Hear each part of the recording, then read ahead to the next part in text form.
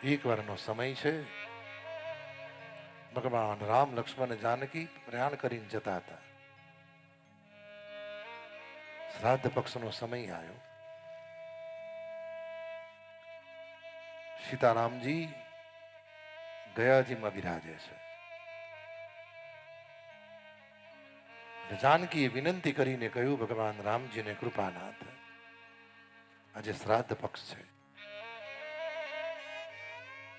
મહારાજ અવધપતિનું પિંડદાન થાય એવી કૃપા કરો.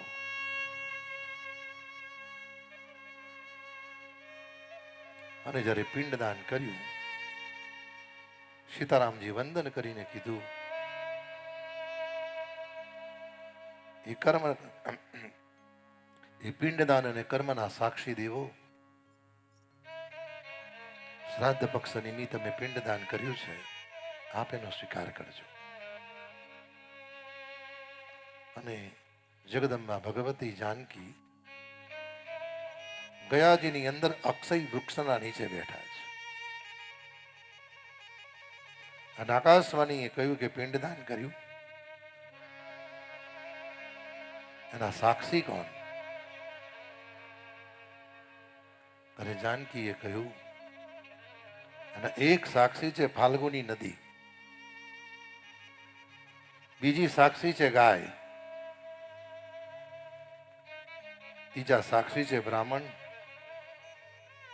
અને ચોથા સાક્ષી છે તુલસી,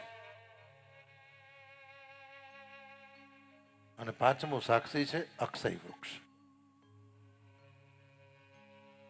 હળવેરીને પૂછ્યું ફાલ્ગુની નદીને કે જાનકી સીતાજીએ જે પિંડદાન કર્યું એના તમે સાક્ષી છો? એટલે ફાલ્ગુની નદીએ કહ્યું, મેં જોયું નથી.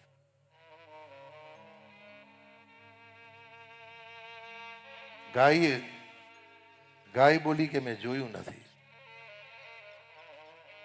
બ્રાહ્મણ બોલ્યા કે મેં જોયું નથી. તુલસીજી બોલ્યા મેં જોયું નથી. અને વટવૃક્ષ અક્ષય વૃક્ષના નીચે સીતાજી બેઠા છે. એ સીતાજી અક્ષય વૃક્ષને પૂછ્યું કે અવધપતિનું પિંડદાન કર્યું મહારાજા દશરથનું, આપે એને સ્વીકારી, આપ સાક્ષી છો? અને એ જ સમયે જાનકી જે વૃક્ષના નીચે બેઠેલા એ ભૂમિમાંથી અવધપતિ મહારાજા દશરથનો જમણો હાથ બહાર આવ્યો. અને જમણો હાથ બહાર આવ્યો અને જાનકીને કીધું, બેટા મને પિંડદાન કર. જાનકીએ કહ્યું, પિતા કરું છું. અને એ સમયે મહારાજા દશરથે કહ્યું, બેટા માટી કે રેતીનો પિંડ બનાવી મારા હાથમાં મૂકી દે, મને આનંદ થશે. અને રેતીનો પિંડ બનાવી અવધપતિના કરકમળમાં આપ્યો. આ ચરિત્ર જોઈ જાનકીને થોડો ક્રોધ આવ્યો. અને સીતાજીએ કહ્યું કે મેં પિંડદાન કર્યું છતાંય તમે ચારેય જણ જૂઠું બોલ્યા છો, તો એ ફાલ્ગુની નદી પહેલો શ્રાપ તમને આપું છું કે પૃથ્વીલોકની અંદર તમે કોઈ પણ દિવસ ગયાજીની અંદર પ્રગટ તમારું વેન નહીં રહે. બટ આજે પણ તમે ગયાજીમાં જાઓ, ફાલ્ગુની નદી ગુપ્ત વહે છે, પ્રગટ વહેતી નથી. અને અત્યારે જે પાણી દેખાય છે એ તો તેની સરકારે કેનલનું પાણી છોડ્યું છે, પ્રગટ નથી. બીજો શ્રાપ ગાયને આપ્યો કે હે ગૌ માતા, તમારા મસ્તકની પૂજા થશે પણ તમારા જીભની પૂજા નહીં થાય. એક શ્રાપ તુલસીજીને આપ્યો કે તમે ગમે તેટલા પવિત્ર કહેવાશે પણ તમારો જન્મ ઉકેડામાં જ થશે. અને ચોથો શ્રાપ બ્રાહ્મણને આપ્યો. ના કહેવાય, કહું ના બોલું? તમે કહો તો કહું, બોલું? અમારા ગુરુ મહારાજ કહે છે એટલે મારે કહેવું પડે. ચોથો શ્રાપ બ્રાહ્મણને એવો આપ્યો કે હે બ્રાહ્મણો, જીવનમાં ગમે ત્યાં ગમે તેટલું મળશે છતાંય તમને સંતોષ થશે નહીં.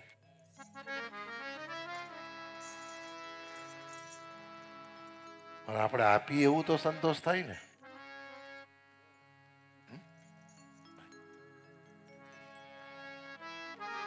કરુણા થઈ.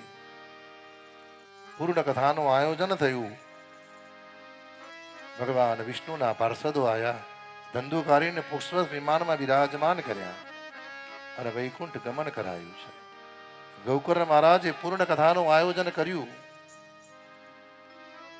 અને ચતુર્થ દિનની કથામાં ભગવાનનું પ્રાગટ્ય થયું અને પંચમ દિવસની કથામાં હા ભાઈ પ્રહલાદ प्रहलाद स्थालधारी राग करता जुनोत्र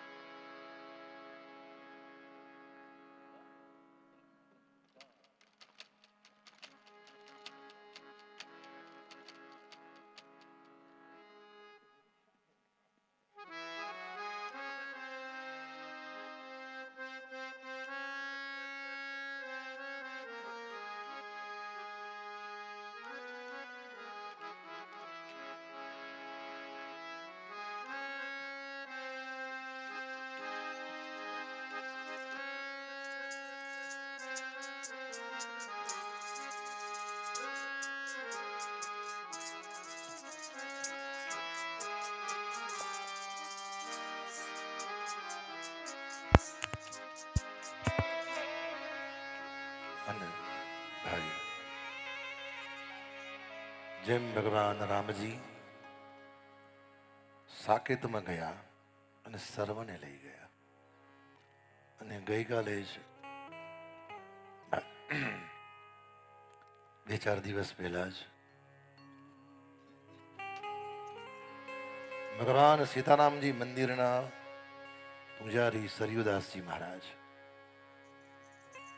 એ 2-4 દિવસ પહેલા જ ધામમાં ગયા અને સરયુદાસજીએ શરીર છોડતા પહેલા સંતોને કીધેલું જેમ ભગવાન રામજી સાકેતમાં ગયા અને સરયુમાં સમાઈ ગયા